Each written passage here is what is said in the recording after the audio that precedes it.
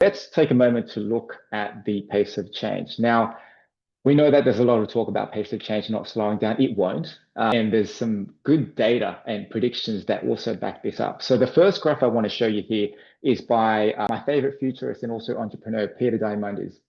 Now, this graph here, I've also shared it on Space for Change group a while ago, but I'm showing you this because what this shows is the computing speed over the past 100 years. And so as computing speed goes up, the cost to create it goes down, and that's measured by gigaflops per dollar.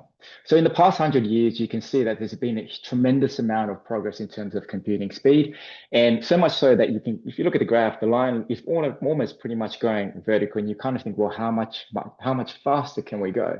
Well, this is where we're talking about the law of exponential rate. If you look at the next graph, which is about to appear, if the prediction is this, in the next 10 years, we're going to see 100 years of progress happen. Now, I just want you guys to just take a moment and take that in, because the pace of change is not getting any slower. It's getting faster. It's getting so much faster that we're going to see 100 years of progress happening in 10 years. And that's within our lifetime here. So there's a real shift happening, but there's a real risk here. And the risk is that if we risk leaving people behind in the rush to digitize, where does that leave our human skills, particularly around how are we valuable in change management? So what's the real shift that's happening here? Well, we know that there's a lot of talk about change management being dead or the end of change management, a lot of sensationalized posts or articles out there. Now, our belief is that change management is not dead or it's the end of change management, but it's certainly the end of change management as we know it.